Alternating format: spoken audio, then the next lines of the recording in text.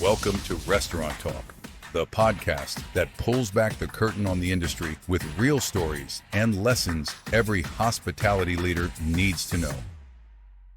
Sponsored by Save Fry Oil, Frylow cuts fry oil costs and makes food crispier. No power, no chemicals. Now let's dive into this week's episode.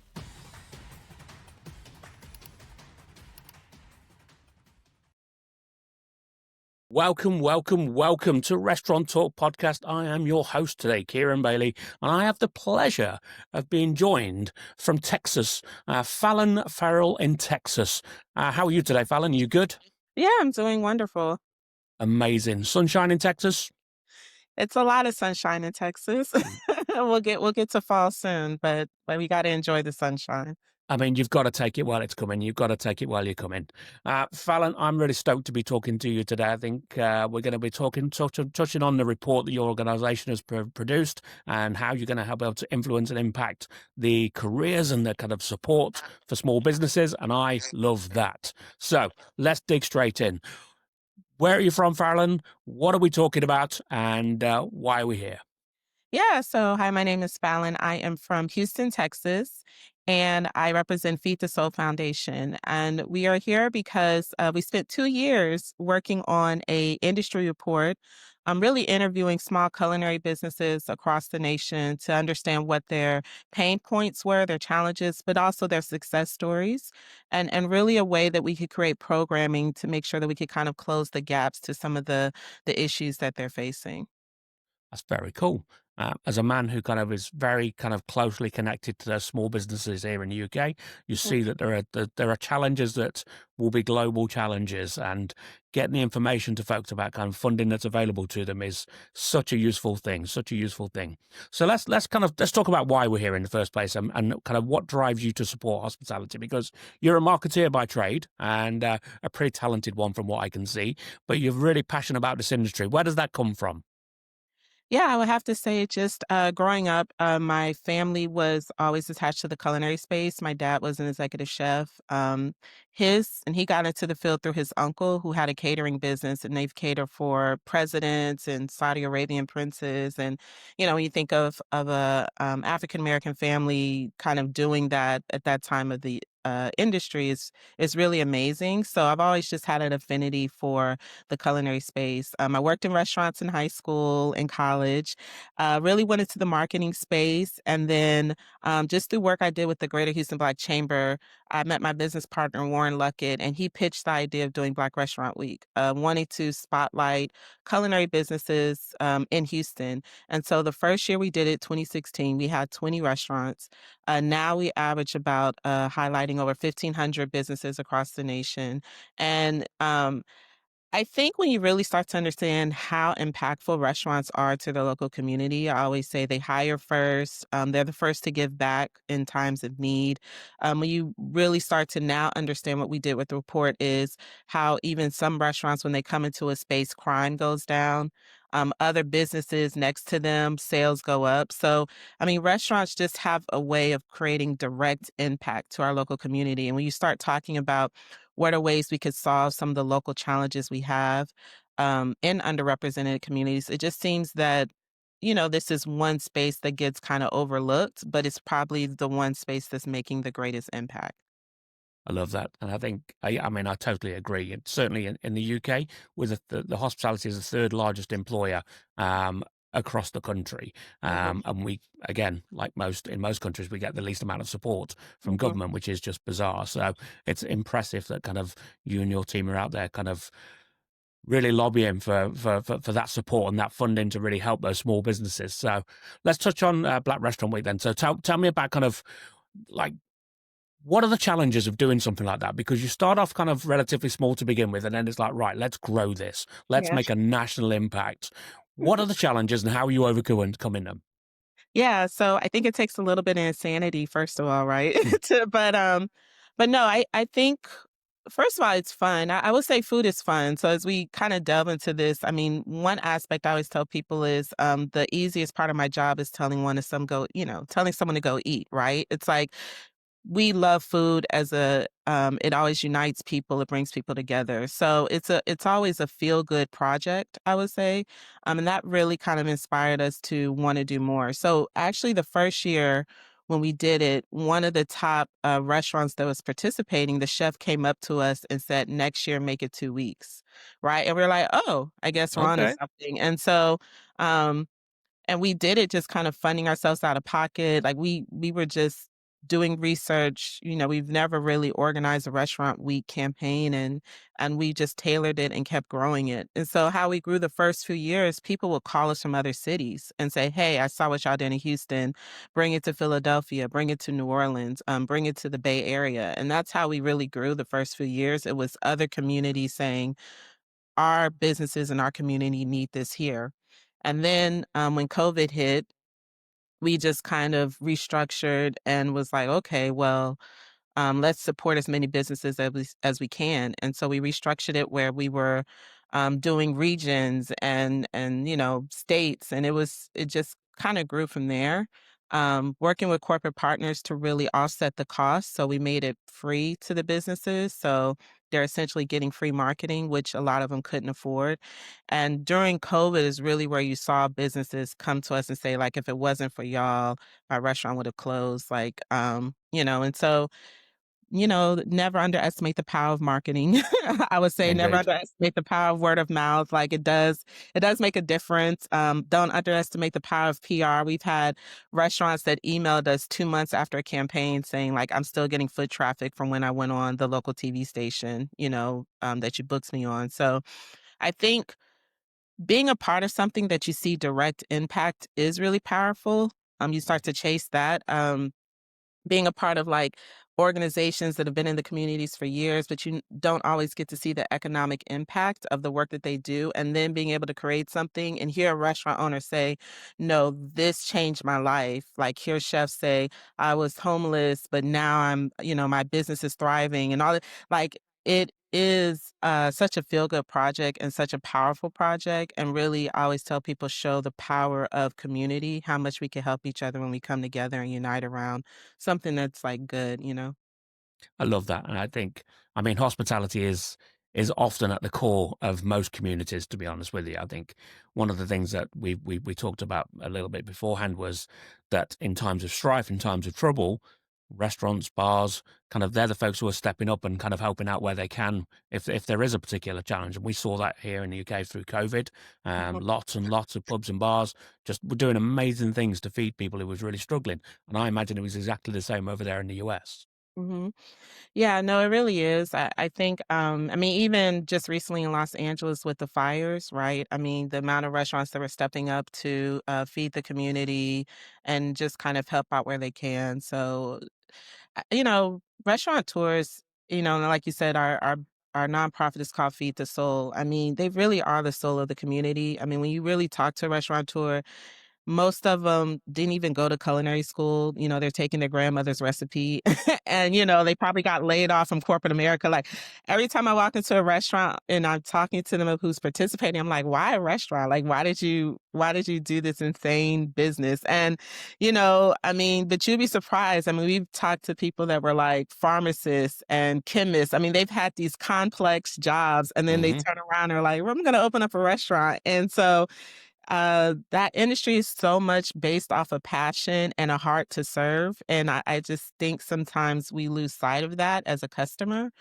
We don't really understand that part. And so yeah, I just think restaurateurs really are the soul of the community as much as they do for it. Love that.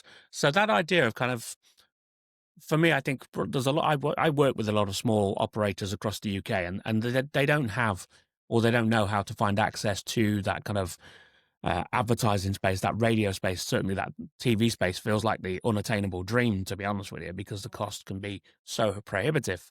How are you helping them to find an access to that? And let's talk about the impact of it. And of what sort of business impact have you seen so far? Yeah, so I really say the support of corporate and community partners. They essentially underwrite a lot of those costs. And so basically, we're able to run, social media ads, hire influencers who are starting to get very costly. But, They really are. yeah. That's a whole nother story. But anyway, so really figuring out ways to bring attention to local restaurants. Even some of the smaller restaurants don't even have websites, right? So even having a listing on our website essentially becomes like a digital footprint for them. And so really I think it's through all that support that kind of helps. So what we've seen is direct financial impact. We don't take a percentage of sales that the restaurateurs get during the restaurant week campaigns. Hmm. So literally they're able to look at their sales year over year and say, hey, during April when I participate in this, I saw a spike in sales, right? You'll see restaurants that may sell out a day or things like that. And they are able to reinvest that money back into their business. And so the beauty is, I've literally watched businesses kind of grow year over year, right? Get new restaurants, open up new concepts, just really achieve these amazing things because now they're known in the community. And, you know, the old adage was in every community, there was always only like one or two chefs of color kind of Hmm. promote. Like you never knew, like you just like those are the only chefs in the city. But this platform just allowed so many other chefs to have a voice, and so now it really does become a resource where I've also seen the chefs start to network with each other. So when we have events, the chefs are like, I've never been in a room with a bunch of other chefs that look like me, that understand my pain points, that, we talk the same language. And we've seen those chefs partner and go after major, corporate catering contracts. I mean, it's the power of like unity and networking. And they're so used to doing business alone and, in their restaurant, not leaving their restaurant, Hmm. and so they need that sort of community themselves, and so, there's just so many takeaways that we've seen firsthand from doing this work. I love the idea of kind of building that networking community. I think back to my days when I was in operations. I hated the idea of networking. I was terrified of it. I'm going to walk into a room full of strangers and start trying to like, talk about myself, how great I am. Yeah. And like a 51-year-old version of me is pretty comfortable to tell you how wonderful I am, to be honest with you. But a 30-year-old version was a bit like, no, that's not for me. But actually, kind of once you start to work out how to make that work for you and you start to feel that there is a place where you can walk in and you feel like you belong, that Mhm. becomes so impactful. Mhm, I mhm. love that. Especially when it's, like, people that, y'all talk the same talk, y'all understand the same things, and, I feel like people assume outside looking in, there's, like, this competitive energy, and it's really not. I mean, I've been in, we had, like, a tasting event, and the 3 kind of, like, legendary soul food family restaurants were all in the building, and they all took a photo together wearing their polos with their logos. Mhm. Or, barbecue restaurants understand if you're in this neighborhood and I'm on the other side of town in this neighborhood, there's enough money to go around.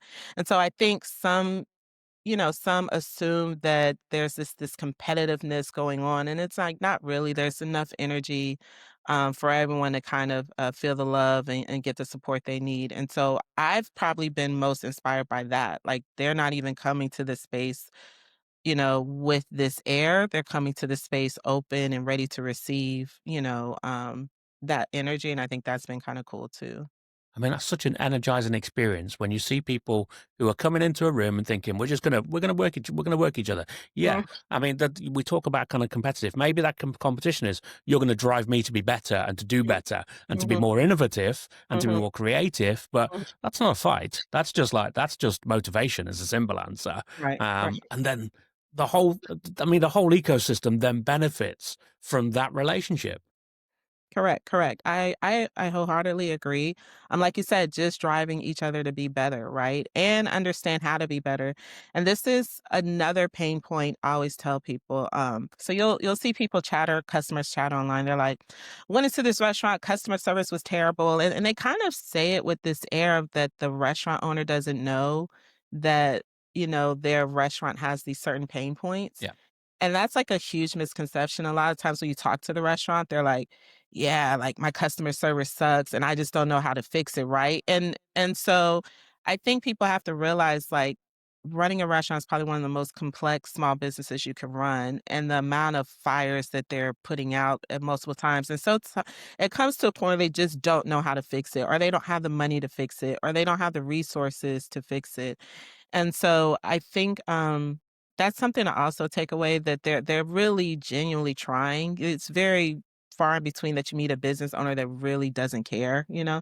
I think the ones that don't care, they're probably doing money laundering or some other like, that is not the people that Amazing. genuinely want, like, their business to succeed, they care. They're like, "Man, like, I don't know what to do," and it's more so that frustration that you're experiencing versus, Yeah, this. I mean, no one's coming in and busting their backside Yeah. every day because they don't care. They It's don't just like care. we see where we're falling short, and as Yeah. you say, then it becomes about that kind of accessibility of kind of tools to be able to create and correct that. I guess is a simple Mhm. answer.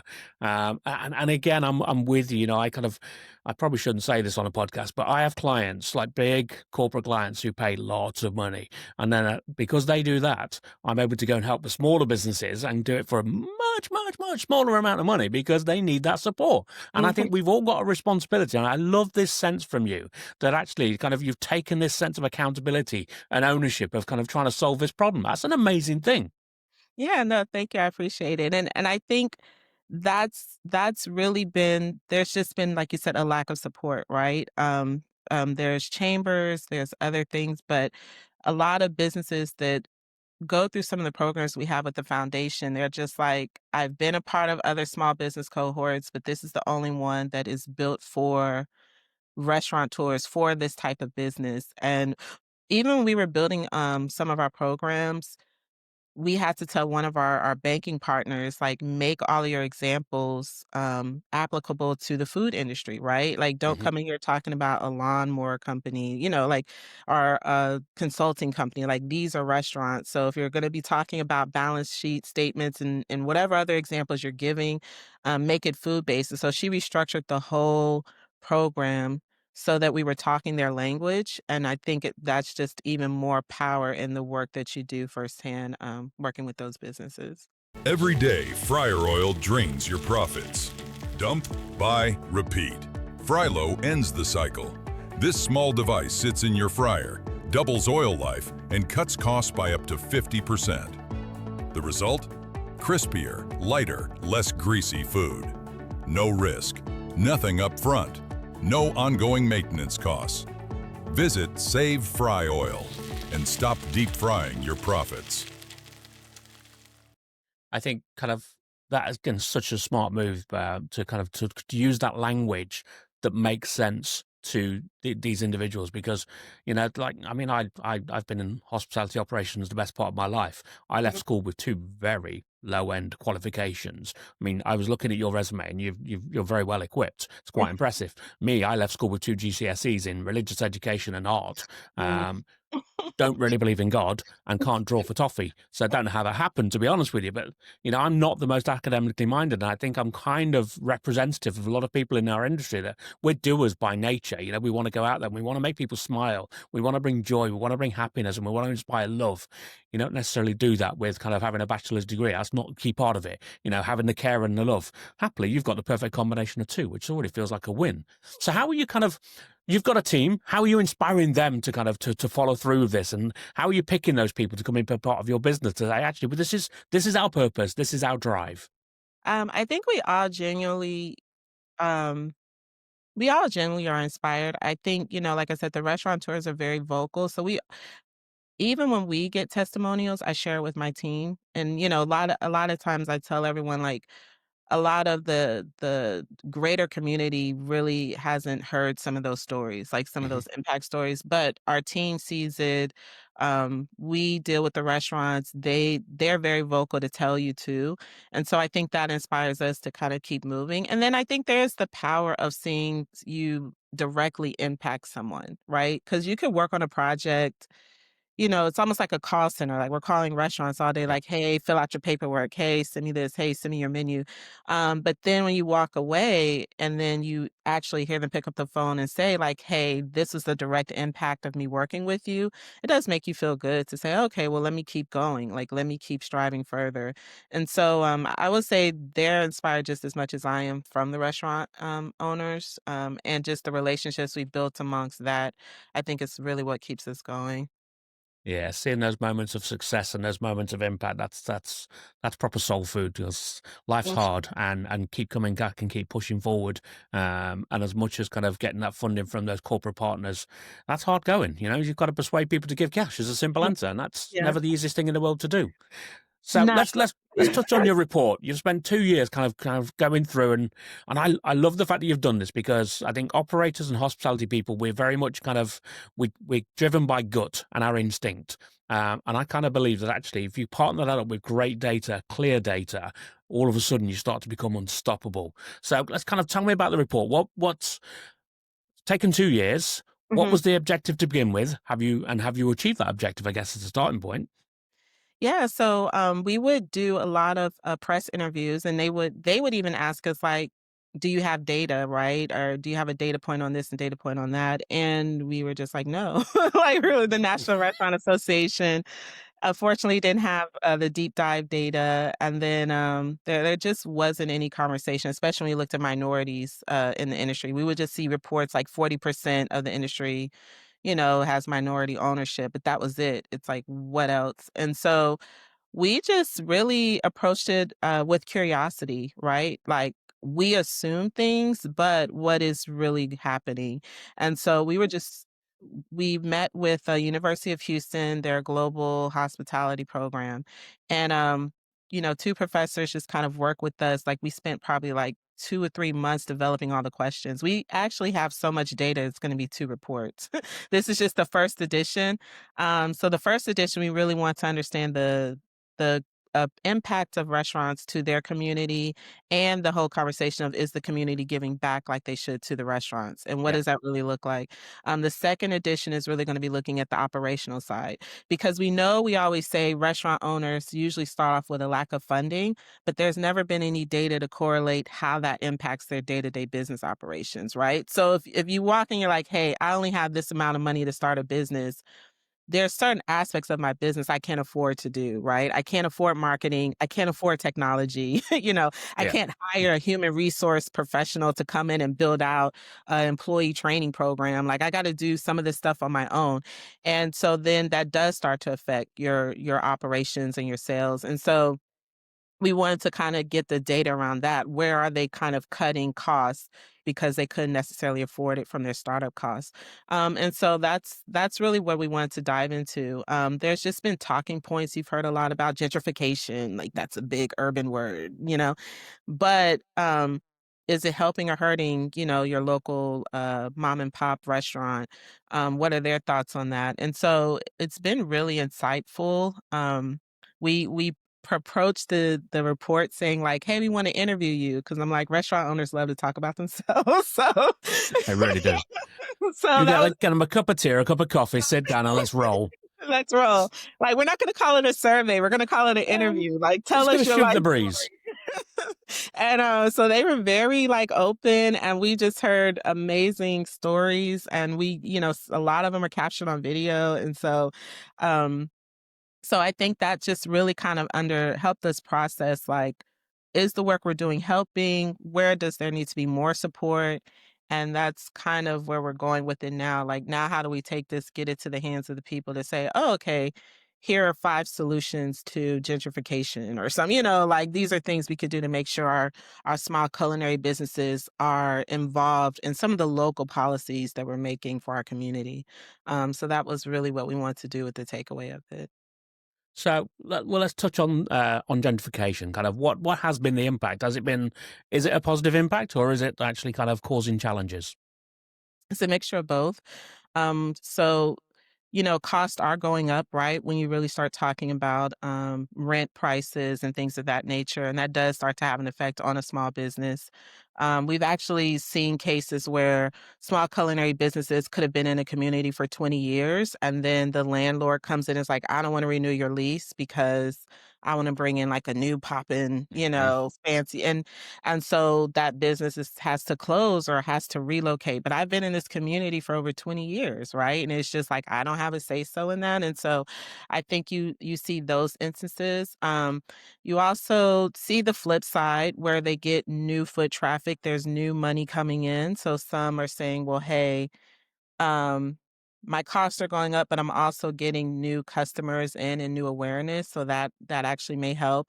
And then there becomes this conversation about cultural awareness. You know, you kind of hear it in, especially in the epicenters like Harlem or something. We're like, we're losing the culture, right? And Hmm. and if you think about culture, food is at the heart of culture, right? And so if the culture of the community changes, the palate changes too. And so you do start to see that affect some of the restaurant owners say they've had to either adjust some of their menus or adjust the palate. Maybe I don't need to make my food as spicy or something to appeal to the new group. But um, there's really been a mixed effect, I think, of gentrification. So one of the things we say is I think when redevelopment is happening in a community, can we start bringing the restaurant owners in that have been there, like staples in the community? Should we make sure that they're involved in some of this urban planning so that either we're building around, what they've built, or at least they have like the knowledge to know what's coming. They're not just like waking up one day and seeing buildings being torn down, right? Like,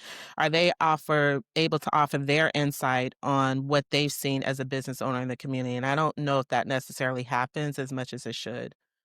Yeah, I mean, I would say certainly again from a UK perspective, we don't have enough of that, Yeah. and I imagine that's very much the same across the world. To be fair, because it's easier to do things and to make change for developers and kind of the money people if the folks whose lives who are going to be impacted by it directly aren't in the room to have those conversations.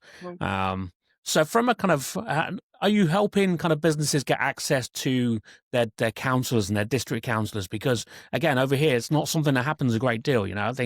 I always think that every major city should have a hospitality czar, if you will, the kind of that advisor who is the link between the businesses and the council and the bureaucracy, I guess, is the reality. So are you able to help them get access to the councils to be a part of those conversations? Yeah, so that's where the conversations start. We literally met with our city council member 2 weeks ago, right, to start to have these conversations.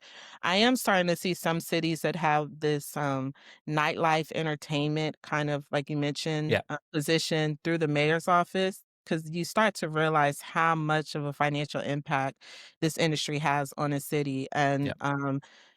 just whether and all the stuff that goes along with that. So you are starting to see that pop up in certain cities. I know Atlanta, Dallas has that position. Um, but I agree. I've actually been a part of like redevelopment authorities, and it's usually like this call out to the community, but the question becomes, when are you hosting the event, right? Because when we do any programming for the restaurant industry, we always do it on a Monday because either they're closed for the day or the business is slow, so they can actually leave their restaurant. And so if you're really intentional about wanting certain impact, are you really doing it where the business owners have a chance to participate? And I think some of it is a call on the business owners. I met one restaurateur and she told me like, hey, every time I get a representative, I invite them to my shop to have coffee. And I was just like, that's such a small thought process, but it's a big impact. So if Yeah. her restaurant gets flooded out from one of the many hurricanes we have in Houston, like she could pick up and say, "Hey, knock knock, remember me? Like, tell me where the funding's at." And so I think also educating the restaurant owners to understand the power that they have. I don't think they process the power they have in local government, and how much they can move the needle. And so there is the Independent Restaurant Coalition that is starting to do more advocacy work. They did a lot of advocacy work during COVID, to get certain funding and the revitalization fund for restaurants. I think the restaurant industry is starting to realize we need to organize as small independent operators so that the Mhm. big chains don't always get all the funding. And I think to your point now, it's our job to start to make the connection to these different groups, and the restaurant owners. I mean, it can be so impactful. I mean, in the UK, we've got London, Manchester, and Birmingham each have one of those kind of nighttime advisor roles, Mhm. um, and which is great. But the nighttime economy is only a small part of hospitality. You have a lot of businesses that are operating. I mean, anybody who's serving a good brunch, they are my happy place. If I'm honest with you, so I want those folks to get the support as well. Because like I'm old now, I'm not going out to nightclubs, so I'm not really benefiting from that. If I'm really honest with you, Right. so you got to kind of cover the whole base and make sure the whole industry is getting that level of support and protection. Yeah. I love this. This is really working for me. So, kind of, what else did you come across through the report? What else? What were the kind of the big points that you just thought, bam? Was there anything that really surprised you?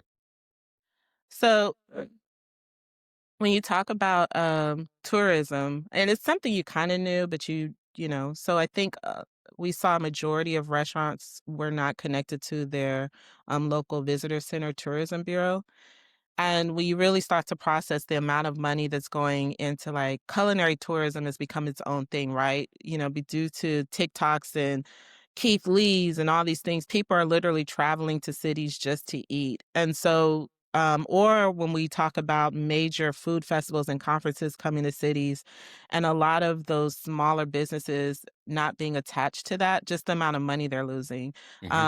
Everyone in the US is prepping for the World Cup next year, right? And it's just like how involved are small businesses, small culinary businesses in that process to make sure that when this wave of tourism comes, that they're getting involved in and some promotional opportunities, some corporate activations. And so I probably say that's like the biggest red flag because it also lends itself to other food and beverage contracts with a lot of small culinary businesses say they don't aren't aware of either. So I think understanding that connectability piece when you talk about revenue being so tight, and it's like if I could get this great catering gig or something like that, that could help push my revenue over for this month. So I think we have to start to figure out ways to get them involved in that type of funding that's just naturally already happening in the city. So that's probably been another big takeaway we've seen. I love that. I mean, as a man who truly loves football and has done from being a boy, the World Cup's going to be a great opportunity for your country. It's going to be huge. Hmm. Football fans travel and they travel in numbers and they like to eat and they like to drink. Hmm. Big combination. So there's a massive opportunity for you there. And I think also you touched on the idea of kind of food tourism. I was in Nashville earlier in the year, and I went to the Unreasonable Hospitality Summit. But Hmm. rather than kind of staying in Nashville, in the center of Nashville, which was a party, that place is insane. Um, I'd heard about this restaurant on Instagram, a show pizza bar that's kind of taken kind of this Japanese pizza dough and just done something really different with it. I was like, well, boom, I'm in Nashville. It seems odd that I wouldn't go there, to be fair. And I find myself sitting on a bus traveling through Nashville, chatting to local residents who were just like, what are you doing, dude? And I was like, I'm wondering for pizza. And like, a 35-minute bus, I've made 3 friends by the time I've got off that bus, fella, and I'll be honest with you. Like, you just got to be open to the world, hasn't he? I think it's kind of one of those things. So from your perspective, kind of what's the one objective that you want to achieve with this first report? And then certainly with that second one, I love the fact you got that much data. Yeah, I think really when they say data is oil now, the power is in data. So I think now we can have better conversations, right? When we are talking to um, different cities, for instance, we just finished an Atlanta Black Restaurant Week campaign, and there were a couple of local visitors bureaus that stepped in to kind of help support, the campaign. And now we have the data to say, hey, why this is important, and Hmm. how can we connect y'all so that you could do more things with the restaurants even after we leave. Like, here are all the restaurants that participate in your district. What other ways we could offer them different contracts? And so it just allows us to have way better conversations with corporate and community leaders to see where are the gaps that are easy to be fixed. I think when you really get in this grassroots community groundwork planning, there's this assumption that everything has to be fixed at this top federal national level, Hmm. right? And the reality is a lot of things could be fixed locally just by people coming together. One coalition we're part of is called the More Coalition. It's like James Beard Foundation, Regarding Her, Southern Smoke, all these phenomenal nonprofit food and beverage organizations. And even some of the work we're talking about doing together is like, hey, like you're doing curriculum training, like why don't we just kind of partner together or if I'm looking to launch a new program, like instead of me trying to, recreate something, now I could go to one of my nonprofit partners and say, hey, do you have some curriculum I could pull? And so I think that's the beauty. Like now we could just be more effective to the restaurateurs and the food and beverage workers that we're serving.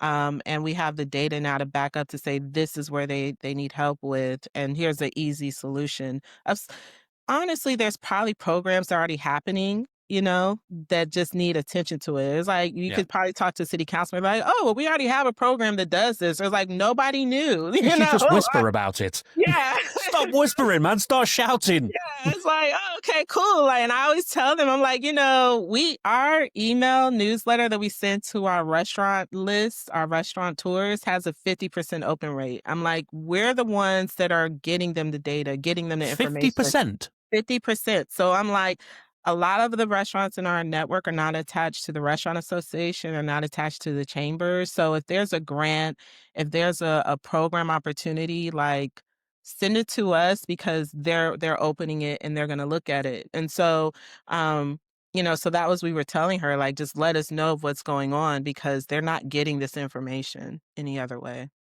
I mean, that open rate is a magnificent representation of your Mhm. work as a marketeer, to be fair. I mean, I know businesses that would crave a 50% open rate, to be honest with you. Genuinely, that is quite outstanding. And it's Um, really because we become resourceful. It's like they know that when I open this email, like you're here to help me, right? And yeah. so it's like, okay, you're not sending me fluff. You're sending me information about training, a grant, some other opportunity that I wouldn't have known about. And so, like you said, yeah. So we get a really good engagement with it. Well done. Really impactful. Um, So tell me, you're obviously talking to a lot of food businesses and a lot of food trucks and kind of small businesses like that, I think, which is where a lot of really cool innovation comes from. What's coming next out of Texas that's going to blow people away? Is there anybody that you're thinking of is just like, oh my, it's so good? Or are you So not allowed to have favorites? no, well, yeah, but no. I love the Houston food scene, but I would say West African food is really starting to trend. So there was a list that came out. Chop and Block, which is a Nigerian style restaurant in Houston, is doing really Hmm. well, and they're starting to get a lot of national recognition. And then there was a list that came out today, and was it Dakar and Nola in New Orleans? So Hmm. I think just it's still an untapped, I would say, flavor profile for the US is African cuisine, and so we're really starting to see that pop up. Amazing, what Chef Kwame was doing in New York with Tatiana. So I really think that is the new wave of like flavor profiles is I think going to be African foods, and then there's this fusion between them, then marrying it with other like Caribbean. There's a restaurant in Houston called Ray's where they kind of do Caribbean and African kind of like fusion of food. And Nice. so it's just, I think that's going to be the next wave of flavor palette. I love that. I think we're on a similar kind of path. There's a restaurant in London, and the branding is superb. They're called the Flygerians, which Oh, wow. I freaking love that name. It's so good, such a good name, and like they bring the energy, they bring the party. Hmm. I met them at an award ceremony, and by God, those two ladies were outstanding. Hmm. Blew me away. But the food is incredible, and you can start the flavor kind of explosions are just like bam, bam, bam. Hmm. And I'm a man who doesn't really do spice by any real nature. My wife is embarrassed of me for that, but I love a deep flavor, and you kind of start to feel that coming through. So my final question is thinking about you on day one, of kind of coming up with this as a basic premise, as an idea, and kind of having this moment of inspiration. Is there one piece of advice that you would give yourself now, knowing what you've learned in this time? So what advice would you give day one you? Um, so I think two things. So I actually met a restaurant owner in California, and she told us this like year three or four, and she was like, when you start a business or you start a project, you're kind of on this go, like, I got to get to success. I got to be successful. So you're kind of like chasing the rabbit, essentially. And she mentioned, basically to stop, look around, and appreciate everything that you've done and where you're at now. And, stop trying to look ahead, like appreciate the moment. And I would just say that's probably been the most impactful. I think even during this report process, we just kept being like, okay, is it ready to come out? Is it ready? Like we kept trying to rush the process. And it was almost like it needed to come out when it came out, right? And then I just think anytime in entrepreneurship, you get too caught up in trying to chase something that you kind of lose the small moments. And so Yeah. I really, really honestly appreciate that more. There are a lot of times, I just look up, and if we're in a city that I've never been in, talking to a restaurant, like, you have to appreciate those small moments and be present in those small moments. As a Mhm. business owner, you could be in a moment, but still thinking about 30 other things and not just seeing the beauty of what that moment is. And so that's really kind of helped me a lot, just kind of process a lot of things that we've done. Um, to understand just how powerful the work that we've done. And I'm able to talk about it with a smile, right? It's like Yeah. not saying that I haven't struggled. And, even now with everything going on in the economic climate, and the funding that's starting to dry up, but I'm still passionate about what we do. I still know that we're doing something good for the community. And so I just, have belief in God that He's gonna like make a way, because He's always made a way.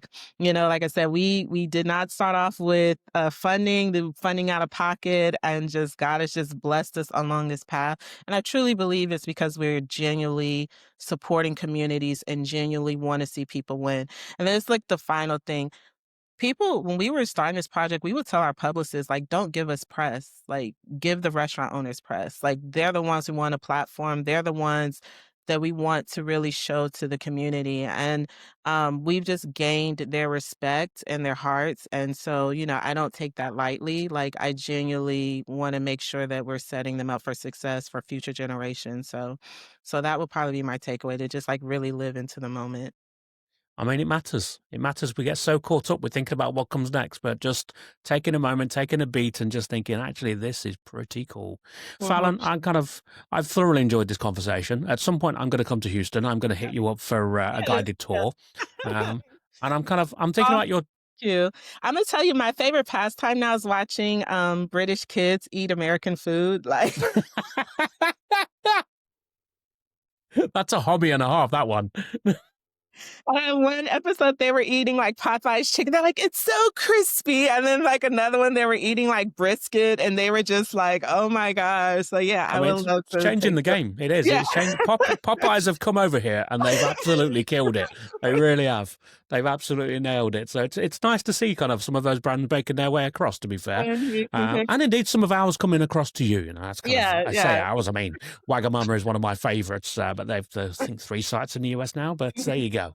So I'm genuinely, this has been an absolute joy. And I'm thinking back to your dad, and I'm thinking back to kind of the work that he did. And I'm thinking he must be sitting there feeling incredibly proud of the impact that you're having on our industry. And I would say thank you so much, because it is our industry and it is a beautiful obsession and it feels like one that we share. Thank you, thank you, I appreciate it. Thank you for talking to me today. It's been an absolute joy. Thank you so much, Fallon. Have an amazing day. Okay, thank you. Thanks for tuning in to Restaurant Talk. If you enjoyed the episode, please follow, subscribe, and share. Thanks to our sponsor, Save Fry Oil. See you next time.